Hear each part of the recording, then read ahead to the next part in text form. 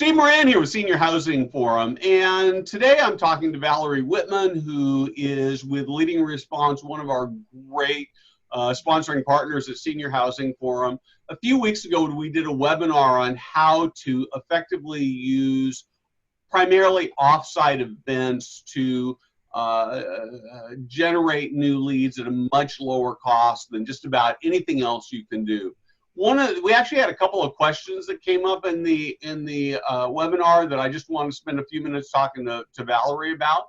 The first was, how do you find low-cost venues for these events? And the second one is, if you do an offsite event, does it cause people to wonder if your food's any good? And so I just want to have you talk a little bit about those two things. Sure, great. Okay, well, let's tackle the low cost venue first. So, looking at your market, knowing what your market is going to respond to, if you're an affluent area, then of course you're going to expect that they're going to be expecting that, higher end steakhouse. But if you're not, and you're just your typical run of the mill market, which most of our communities are in, then you want to be able to offer something that is going to be familiar to folks. And you can really negotiate quite a bit. The local Italian-American, middle-of-the-road cuisine. You don't need that high-end steakhouse. You want to keep it affordable. Somewhere around 2.5 times what your raw food cost would be is typically what our clients see. And you can, as I mentioned, really negotiate with those folks because you're bringing a fair amount of business to their location, and it's usually on a Tuesday or a Wednesday evening, so it's one of their quieter nights. And generally, if you let them know what your cost per person budget is, they'll work with you. So you can maybe have lunch size portions at the dinner hour. And it's still a very nice dinner. It's still, very appreciative of the guests that are there. And so you really can, find some ways to keep the costs down. And and then what about this idea of tearing down your dining services and that you're doing it there or because your dining's not very good?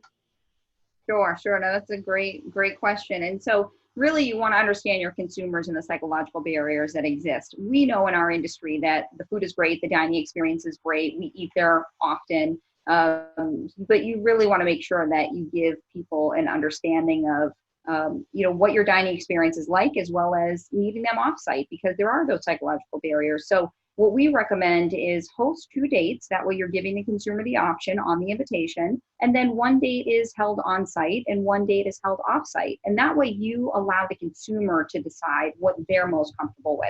Do they want to go and try your dining room? Do they want to experience a day in the life of the community? If so, they'll respond to that date that's hosted on site. And if not, and they're still struggling with the idea of, what is it going to be like when I go to the community? I have no experience with this community. I don't know any of the team members. I have no interaction with this brand so far.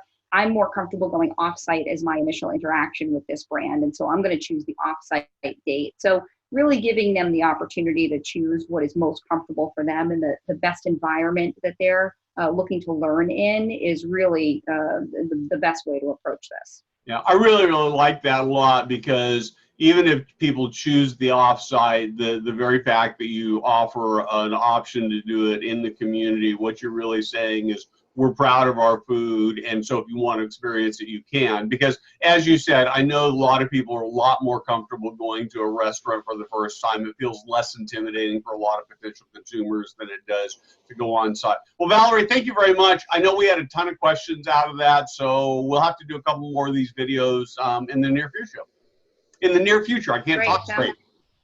Thanks. Thanks.